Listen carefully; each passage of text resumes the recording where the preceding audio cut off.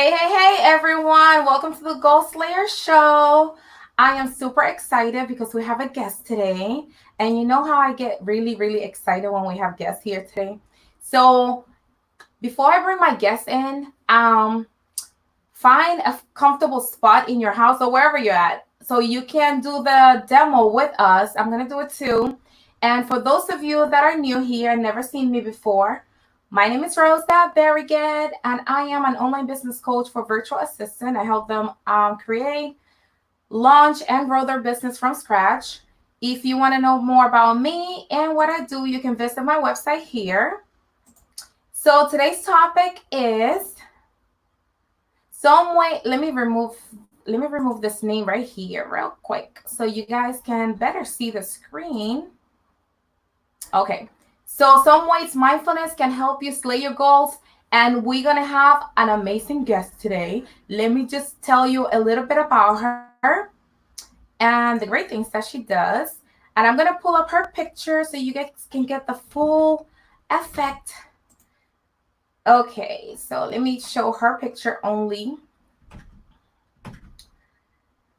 So, hold on a second, guys.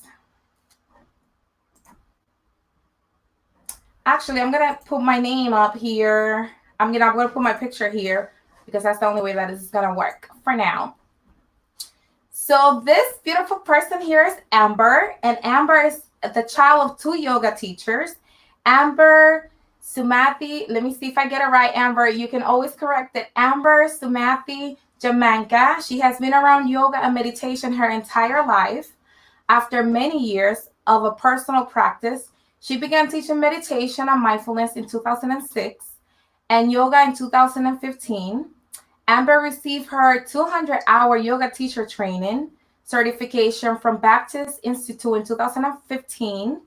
She has level 2 certification in the Mindful Schools curriculum and completed the Mindfulness Based Stress Reduction Fundamentals Teachers Training. Amber is very passionate about health, about nutrition, personal development, dance, languages, and cultures. She's also a full-time realtor, believe it or not, based in Cambridge, Mass, and loves working closely with buyers and sellers during this huge milestone of their lives. When she's not on the yoga mat, you can find her selling houses or on the dance floor, DJing. Oh, wow. DJing too, walking around Fresh Pond, or just simply hanging out with friends. So, guys, help me welcome Amber to the show. Hi, Amber. Hi. Thank How you are so you? much for having me. I'm doing great. I'm doing great. You look great. So, Amber, tell us a little bit more about yourself. If I missed anything in the bio or something else that you want us to know more about. Yeah, so my background is in public health. I have a master's in public health, and I worked in international health for 10 years, supporting projects all over the world, mostly in Africa. So I've been in real estate for about 2.5 years now. I've got two kids that are teens, and they're here. You might hear some doors opening. Um, and what else should I say? Yeah, and so I actually, for the last 2 years, I'd been really focused on my real estate business.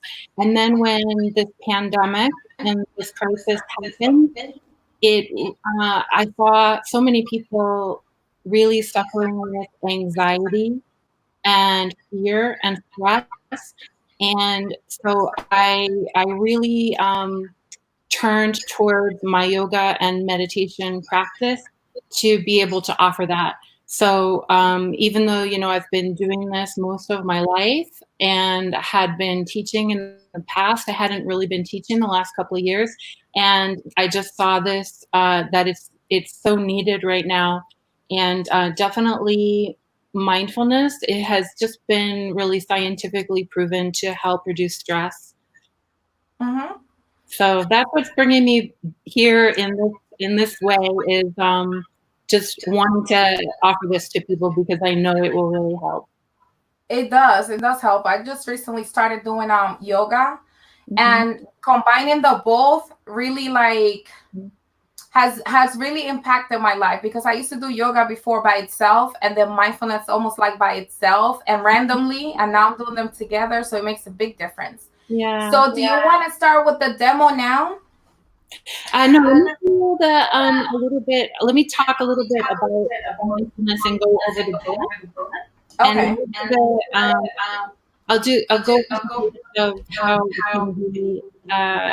can be beneficial, and then I'll do the guided demo, and then we'll do Q&A at the end. Okay, so we'll do questions and answers. So if you have questions, post them in the comments and I'll read them. So do you want me to pull up the slide now? Sure. Yeah. Okay. Let's pull it I'm up. hearing a little bit of I do too. Let's see. Let me switch my mic here to see if that sounds better.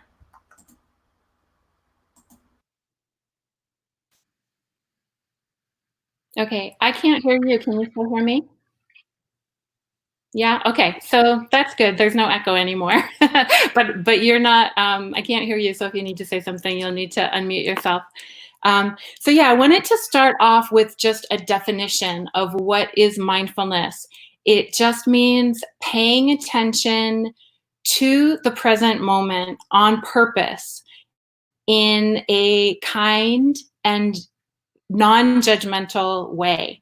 So the kind and non-judgmental and on purpose are all really important parts of what makes mindfulness as a practice different than just kind of noticing something when you're in the middle of an argument or something like that. So what are some of the benefits of mindfulness, and how can they help you as an entrepreneur or as a professional? It can help you. It's been now all of these bullet points that I'm gonna mention have all been really scientifically studied and proven. This practice has been around for thousands of years, but it's really only recently that they started to do a lot of the scientific research. They do brain scans.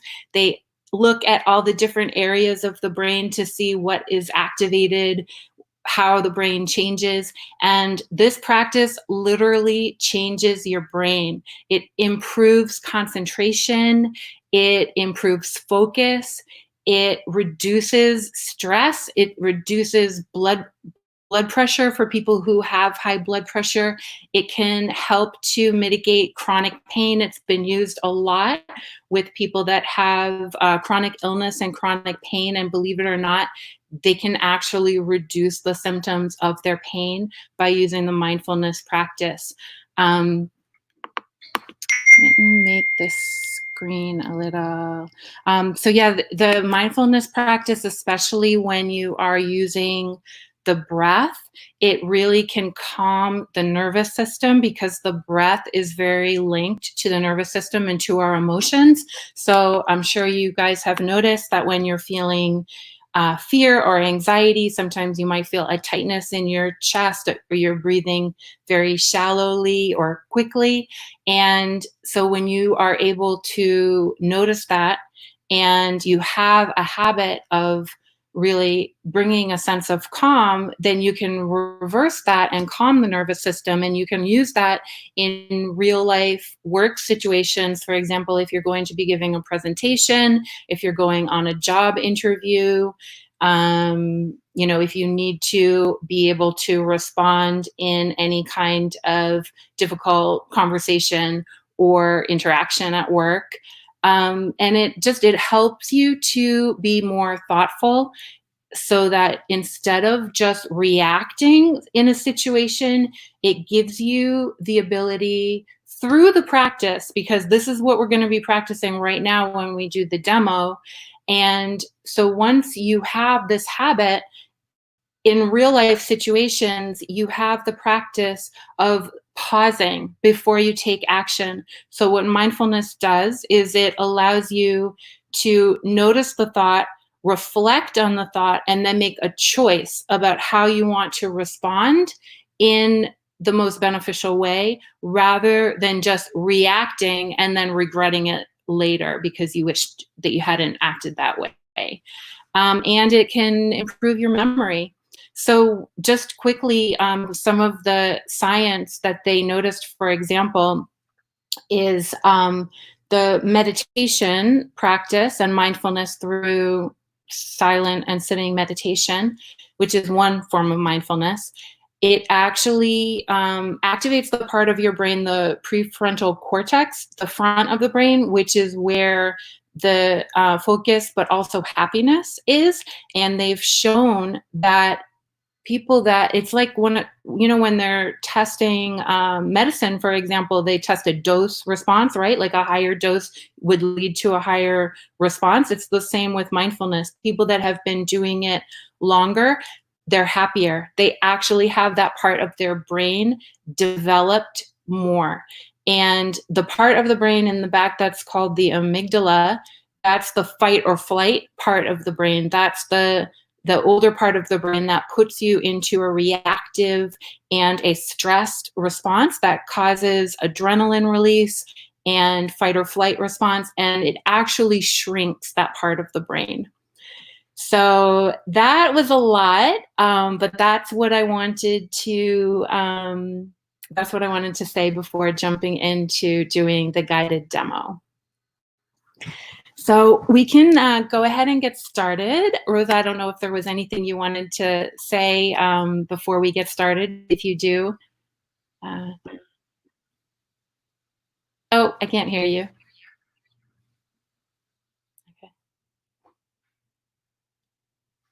Okay. Oh, there you go. Okay, so no, there was no comments so far, but now you touching all the points that we talked about before. So I'll remove myself so you can do the demo, and I'll be doing the demo here behind the scenes. Okay, excellent, excellent. So let's get started. So to get started, we're going to be doing a mindfulness of the body and the breath. And you can be in a number of different postures. You can be in a seated position. You can be standing. You can even be laying down. There's also walking meditation. Those are the four most common forms of meditation. If you're laying down, there's more of a risk you might fall asleep. But sometimes for people with back problems, that can be a really great choice, or standing can be a great choice. The main things you want to pay attention to is your posture. So you want to have a nice upright spine. Sorry, I'm not like very well set up for you to see how I'm sitting, but I'm just in bed right now. I have some meditation cushions, but they're downstairs where the kids are walking back and forth. So you can definitely meditate in a chair, on the couch, in bed, and you want to make sure that you have a nice straight spine, because that's going to improve your energy flow. It's going to make you less likely to fall asleep. It's also going to make it less likely for your back to start hurting. So take your comfortable seat or standing, get into your comfortable posture. And the other thing you want is to feel very stable. So you don't want to feel like you're tipping over. Your feet should probably be flat on the floor, or if your legs are crossed, you want to just feel stable, not like you're rocking back and forth. So that's the position, and you want to be comfortable. It's okay if you need to move, but it's better if you can start off taking the time to get into a position that you feel like you could stay in for the next 10 or 20 minutes. And your eyes can be opened or they can be closed, whichever feels more comfortable. So let's just take a moment to really come into the body. One way to really come into the body while paying attention to the breath is to put one hand on your chest and the other hand on your abdomen. You probably don't need this demonstrated, but I will do it anyway. Yeah, so you're going to put one hand on your chest and one on your abdomen. And again, eyes can be opened or closed. And you just want to feel the breath rising and falling. So as you inhale, you might feel the chest expanding. You might feel your abdomen expanding. And then as you exhale, you might feel the chest collapsing and the abdomen collapsing. So just taking a few moments to really feel the sensations in your body, noticing whether your breath is coming in or out.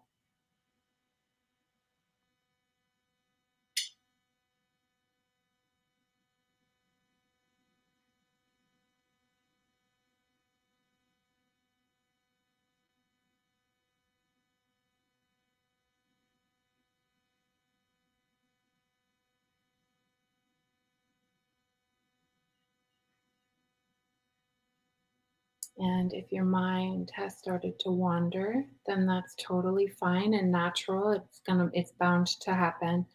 And you just want to notice it and then come back to the body or come back to whatever anchor you have set as your focal point for your practice.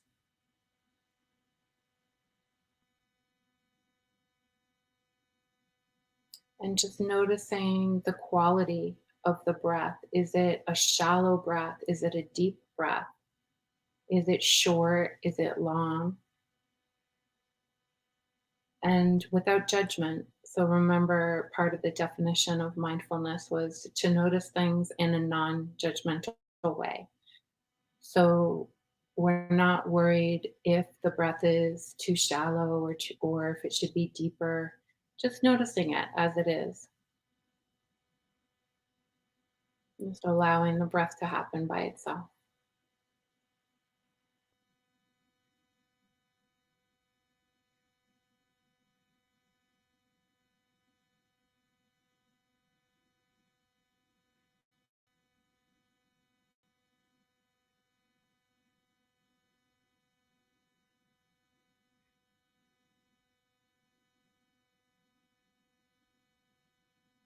And if this is comfortable, you can leave your hands here, or you're welcome to bring them down to wherever is more comfortable, maybe resting in your lap. And see if you can just continue with that same sensation of noticing the chest or the abdomen, or maybe both, just expanding and contracting with the breath and really feeling it in your body, not just thinking or imagining it in your mind. You might feel the rib cage expanding outwards as well, left and right with the inhalation.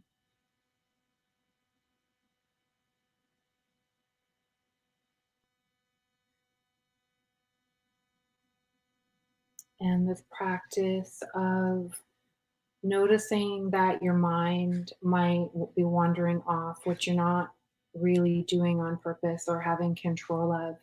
Just before you know it, your mind is thinking of some planning in the future or some worry or something you forgot to do. And you just notice it. You just note the thought very gently and kindly, and then come back to the breath. So you're making the decision over and over again, many, many times, to just come back and come back and come back.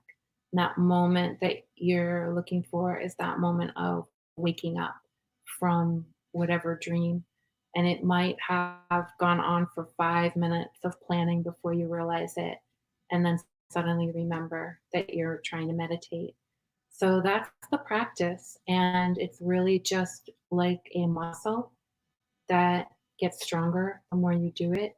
But you just can acknowledge where you are and know that it's going to change over time.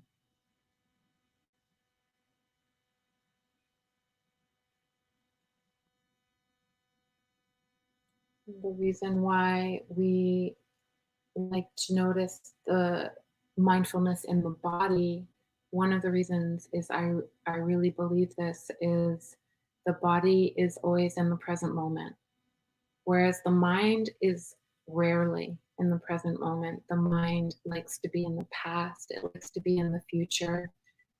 And bringing your attention to your body is very grounding and can get us out of negative thoughts or negative ruminating thinking that can lead to stress. So rather than following that story that's going to bring more anxiety or fear, just coming and feeling it in the body. And it might feel uncomfortable. It might feel painful. It might be a tightness in the chest. It might be a clenching in the stomach. But you want to bring a curiosity to that, an interest to that, and just really notice it almost in a scientific way. So even if you're noticing a certain emotion or a certain thought, you can just come back and say, how does this feel? How does this feel in the body? How is it changing in my body? And just by doing that, you are giving yourself an opportunity to release it rather than perpetuate it.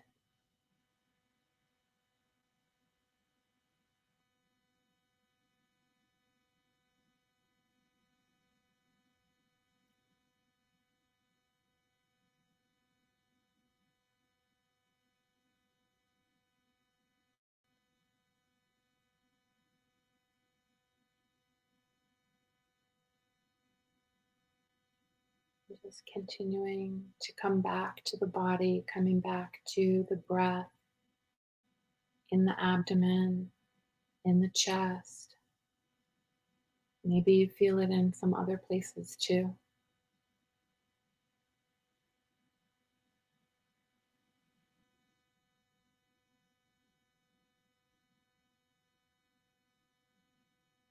If you have a thought or an emotion that feels particularly persistent, you can just watch it. You don't have to try to push it away because sometimes that will add resistance. So, if, for example, you're really having trouble coming back to the body, to the breath, because you feel like you can't let go of this thought or this emotion, that's okay too. You can just notice that that is still mindfulness. You can actually be mindful of anything, and you want to bring that same quality of attention and curiosity and interest. And by feeling that sense of curiosity, what is this? What's going on? How does it feel? What does it look like? You're actually counteracting the negative emotion and feeling that go with that thought and bringing a sense of calm in a different way.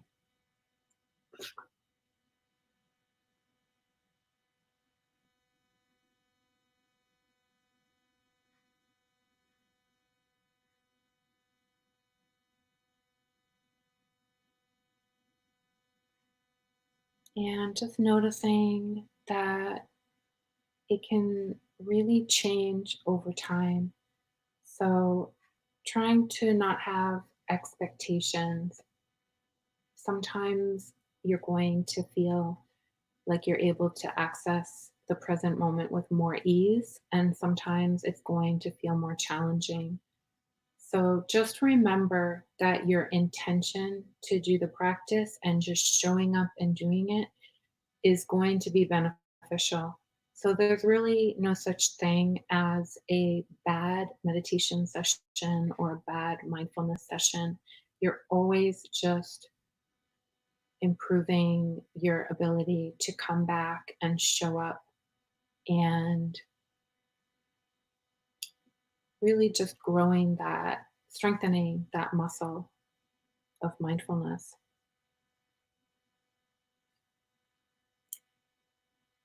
So coming back to the present moment and opening your eyes, coming back into the room.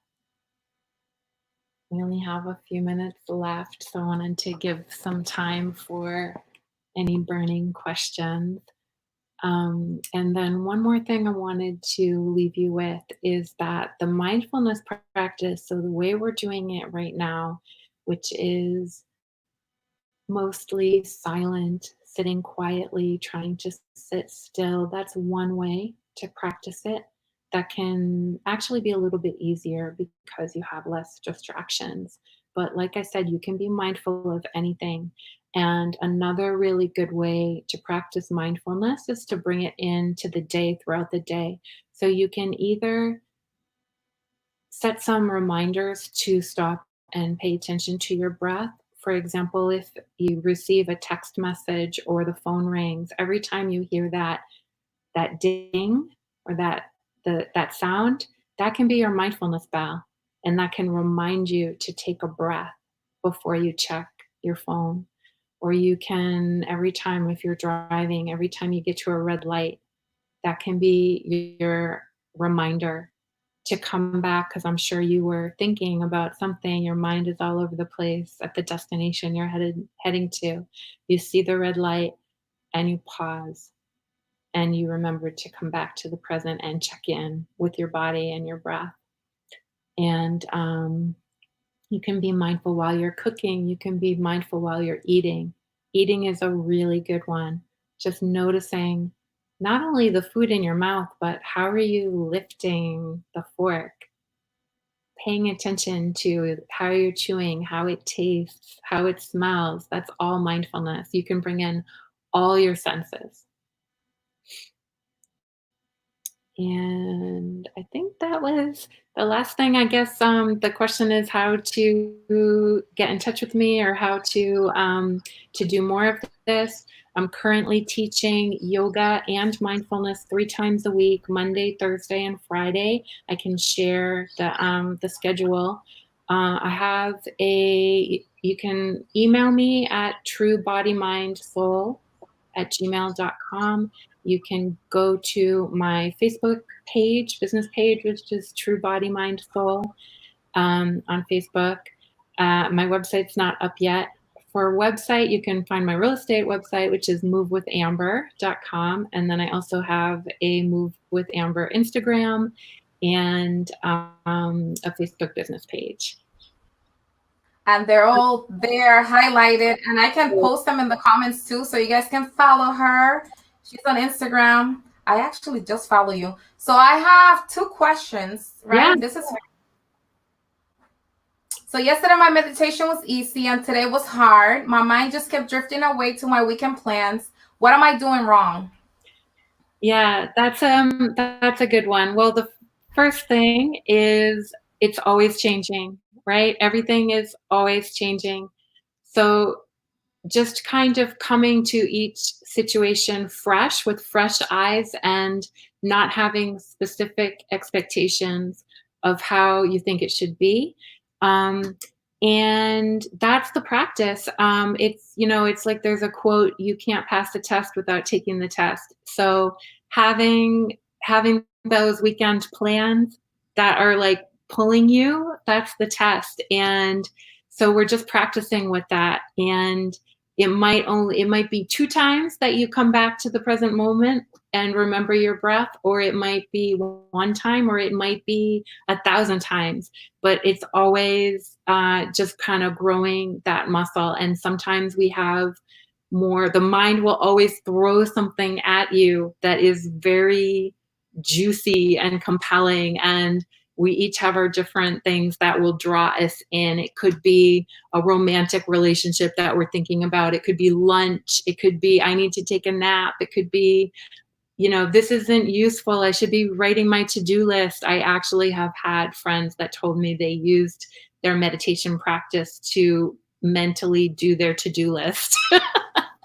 That might feel like a very useful use of your time, but it's not giving you the tools. So mindfulness is giving you all those tools that I went over in the beginning, where, it's giving you this ability to adapt to new situations and to, bring in happiness and reduce stress. And so in the moment, it never feels like you're doing it right. Like you could be doing it for 10 years and you're going to go to the mission to meditate. You're still going to have thoughts coming. You're still going to have that pull of, oh, I should be planning my weekend.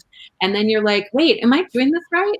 And that's why having that science, that's why I really love the neuroscience of it.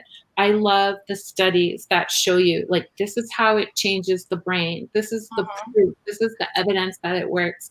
And believe me, as long as you are starting with the intention of what you want to practice and you're showing up, and it's really good to set a timer.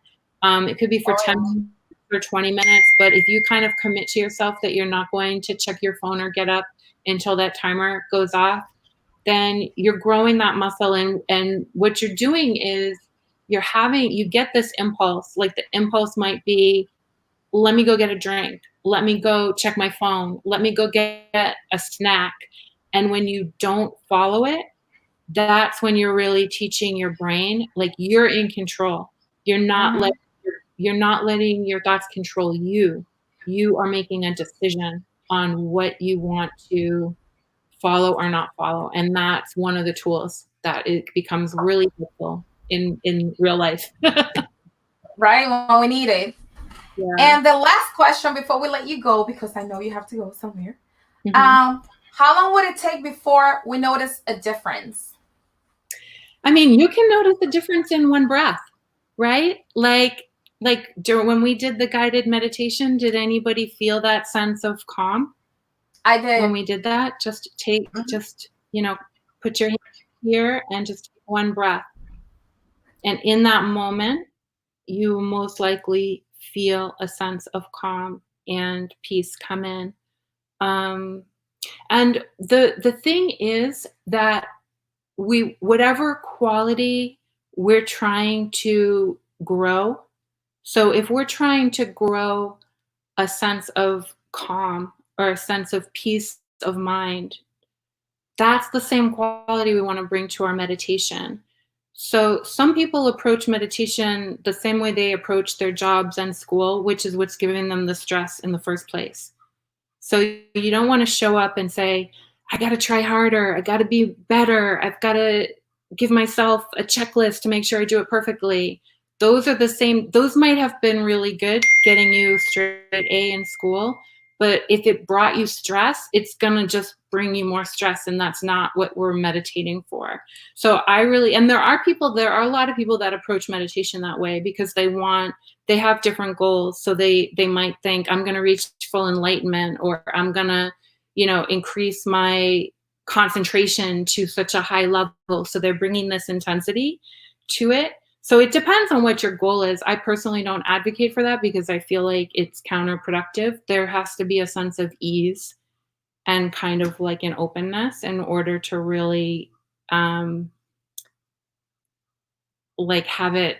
I mean, for me, the goal should be an improved life, right? Like you want to have a happier life. So I think that if that's your goal, then bringing that sense of kindness and ease to the practice is what we want.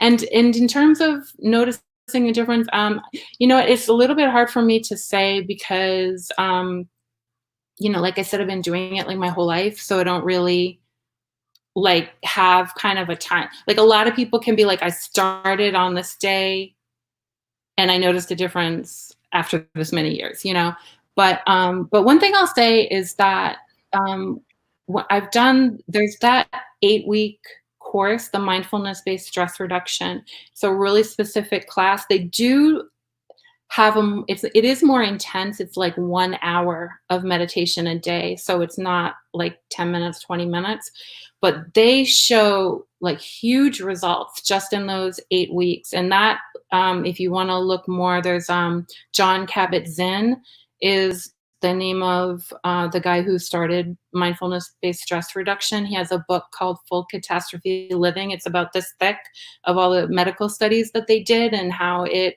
decreased chronic pain and decreased high blood pressure and improved things like skin for people who had psoriasis and all sorts of results. So definitely 8 weeks, you can see huge results because that has been proven and studied, but that's with, a lot of practice. So anywhere in between that, it depends. It's like anything, it depends on the time you put in and the, you just need to keep showing up and being patient with it. It's not going to change your life overnight. It's like imagine you're learning a new instrument, like a musical instrument, or you're learning a new language. If you were learning to play the flute and you never played the flute before, you're going to make a sound right away. But to really, really play, and you're going to see improvements over time depending on how much you practice. But to really like be in an orchestra, it might take a few years. So that's, I guess, the best answer I can give to that question.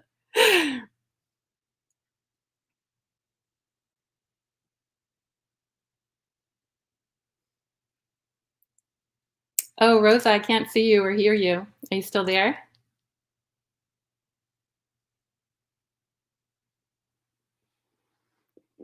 Well, Rosa has disappeared.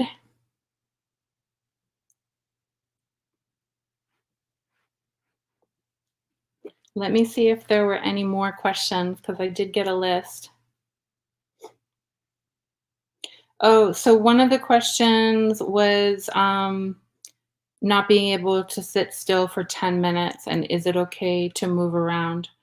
So there is walking meditation, and most people do it very slowly, like a very slow walking, which, you really feel the sensation of your foot as it lifts. Oh, here you are. Oh my God, I was kicked out. My computer was frozen. I was inboxing you like, oh my God, I don't know what to do. But then it just brought me back in. I was like, oh my God, I'm going to have to start this all over again. Oh, that's good. I just was like, oh, I guess I'll just answer some more questions. So I was answering the question about not being able to. Do you have somebody else you need to go to? No. I only do one guest per show. Okay. Yeah, so I was answering the question of not being able to sit still for 10 minutes. And, you can definitely do a moving meditation. You can do a walking meditation. It can be slow or it can even be fast. The point is just to be present and be mindful. And can people listen to music while they're trying to meditate? Some people do. I think that I wouldn't have that be the only way that you meditate, because part of the benefit of meditation and mindfulness is really becoming familiar with our thoughts. And we have a lot of ways to distract ourselves from our thoughts. And listening to music is one of them. So, we're very uncomfortable with our own thoughts. That's why people get bored. It's why people don't like being alone or don't like, sitting in silence. And by intentionally having some space, and we're also, as a culture, we're very, very overstimulated. Yes. So we have we're constantly bombarded with, ads and music and video games and movies. And what that does is it really it changes, our ability to, it's like an overstimulation. It changes the brain so that you're not able to see things on a more subtle level. I know my son plays video games, so I know this. Yeah, it's like you get into this kind of high adrenaline thing, and then everything else is boring, right? Let me tell you, I've been on 12-day silent meditation retreats where you have nothing. You're just sitting silently. The only most entertaining thing is lunch, and maybe the teacher will give a talk. And that's it for the whole day. Other than that, you're just sitting silently. And what happens is, because you're removing all that stimulation, you become super sensitive. Like, people talk about how they go outside and the color of the trees or the flowers is so beautiful, it brings them to tears. And it's it sounds crazy, but it's because suddenly it's like when you're used to putting salt on your food and you can't really eat food without salt. But if you were to not eat salt for a week, you would taste the food. You would be like, oh my God, this vegetable tastes so flavorful, And so that's what happens. And then the other thing is that you really become familiar with your thoughts. And when you become familiar with those thoughts are what's driving everything. Everything, They're yeah. those thoughts are, you may or may not hear them. We have those thoughts going 24/7. And if we have music going or we're watching a movie, we like that because it gives us a break from our thoughts. But if you're not aware of the thoughts, those thoughts are what's every action you take, every decision you make, your ability to follow through on your goals. If you set a goal and you're not achieving it because you're procrastinating, or you don't have clarity on the goal, You're that's afraid of failing. yeah, all of that can be happening on an unconscious level. But if you start to become familiar and actually listen, it gets to be like really loud, the thoughts in your head. Like if you're silent, it's like having somebody talking in your ear, like following you around. It can actually, at first you're like, oh my God, I must be crazy. Like, why is my mind so loud? Yeah. It's like everybody, but we're just not used to really listening to it. And going inwards, like the secret, the more you think about positive things, the more positive things you're gonna attract. So if your little voice inside your inner critic keeps talking negative things to you, and you keep listening to it instead of like meditating or being mindful when that happens, and give it a name and call it out and ask that little voice, like, how do you know that that's a fact? How do you know that that's true? And challenge it, and then practice meditation, then it's going to bring you back to positive thinking. And I have this book called Embrace the Glorious Mess That You Are, Unleash Your Inner Goddess. And I met this lady in a cookout, and she was like, I heard about your book. I mean, I know her from a mutual friend, and she's like, oh, I heard about your book, but people are always talking online about positivity. So you telling me that if I break up with my husband for we were together for 10 years and he cheated on me and he did this and that I'm supposed to just think positive and I'm going to get over it? And I'm like, no, but it made me think about it. Like, we always spread in positivity, but we never said that it's going to be easy. I mean, it takes practice. You and I are still practicing that stuff. And even though we do what we do for work, every day it's a challenge to stay positive, especially when things around us are going on. Yeah. So do you agree that staying motivated and positivity, of course, doesn't come overnight, but it takes practice and repetition and something that you got to do on a daily basis? Yeah, absolutely, 100%. And one thing I want to say is that it's not always about being positive 100% of the time. I think that it's really important to be authentic, and it's really important to be real. And so if we're feeling, fear and anxiety or sadness or grief because we've lost somebody or our marriage fell apart, it's really important to acknowledge that. And I think because that's a loss, Yeah, in a relationship, boyfriend, girlfriend, friendship, it's a loss, and there's a grieving period for that. Yeah, so we don't want to try to use the practice to pretend that doesn't exist, or to try to force ourselves from feeling those emotions. But what we can do is make a choice about whether we want to continue. I mean, there are people that are still grieving their failed marriage 20 years later, and that's what we're choosing not to do. So, there's room for being authentic and being real and acknowledging how you're really feeling. But then there's also a choice of, okay, that's true. Like that, I have sadness around that, but that's not my 24/7. I have other things in my life that are also true and that are also real and that are bringing me joy and bringing me happiness. And so if we choose to pay attention to those as well, and that's making that choice, then you're going to move through that. And I don't believe that we can be happy and positive all the time. Of course not. Yeah. So, I think that we don't want to be suppressing anything because it will just come up in a different way.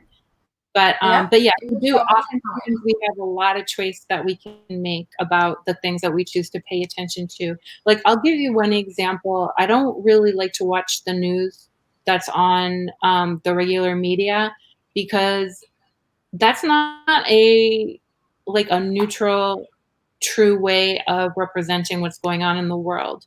It's sensationalized, it's negative, it's violent. Their job is to sell advertisements. So they're like trying to incite fear. They're trying to incite negativity, because it keeps people coming back because they want to find out more. So they're selling ads by making money. So that's something that personally, that's like one example that I can say that I have chosen to try to keep things more positive. And if I do want to see the news, like I would rather go to like a government website that's just very factual than that it's like scientific. Like if I want to, I'm reading everybody's Facebook posts and comments. Yeah. I feel So, there's definitely a lot of science around like the brain and how long it takes to bring in those positive feelings. And I think it's really important, because our brains do actually naturally lean towards being negative. We have a negativity bias. So we have to actually consciously make choices to counteract that, otherwise we're just going to kind of head towards being more and more unhappy if we just leave it without being in check. And I agree. So let me see if there's any. Let me look at this. I gotta look here too. In this my tablet. So I don't think. Hey, Stephanie, Marcel, darling, thank you for joining us. I don't see any more questions, but this was great. So I'm gonna post the. Let me think what I want to say. The tips Amber gave about mindfulness, how you can slay your goals. Practicing mindfulness. We created a infographic that you're going to be able to actually download. I'm going to post it in the comments here when we're done with the live. I'm going to post it as a picture, and I'm also going to post it as a PDF. A picture, you can just download it to your phone. A PDF, you can actually download it and actually print it. You want to post it somewhere, just have it handy. And again, you can stay in touch with Amber in Facebook at True Body Mindful Soul. And here, and I'm also posted in the comments there, so you can just click on it. And she's in Instagram as Move with Amber also. Amber, do you want to tell them about I can't remember the name of it's a group that you have coming up? Oh, yeah. Or class? Oh, yeah. How did I forget that? So I would love to tell you about that. So starting on Sunday, on May 3rd, I have a 4-week wellness group, 4 weeks of wellness. It's called Body, Mind, Soul Reset. And we're going to be doing mindfulness. So during the class, we're going to meet every Sunday in May from 4 to 6. It's 5 Sundays, but it's 4 weeks, because one at the beginning, one at the end. And we're going to be doing I'll be doing guided meditation the way I just did. Oh, sorry about that. And I will also be bringing up a lot of other things that are just important towards being positive and being healthy, personal development, things like movement, how important it is to be active and have exercise. We'll be talking about nutrition. We'll be talking about some of the same things I was talking about, like brain science, and how just really working with the science of it and understanding it and using those tools to live a happier and a better life. So if anybody is interested in that, definitely reach out to me. So if you missed it, here it is. She's going to have that coming up. If you have the link, Amber, when we're done, can you post it in the comments so people can check it out if they're interested? Yeah. Well, thank you for coming. This was awesome. Thank you so much for having me. I really appreciate it. It was really great. So I started seeing Amber because she's been doing a lot of video. And when you said that you do real estate, I was like, oh, wow. I never even noticed the real estate, even though you have it on your Facebook, because all I noticed was the videos of like mindfulness and yoga and all that good stuff. So thank you for coming. We'll be in touch. Thank you so much. All right. Thank you. Bye, guys. I'm going to post the stuff in the comments, so download it when you can. Okay. Bye. Bye.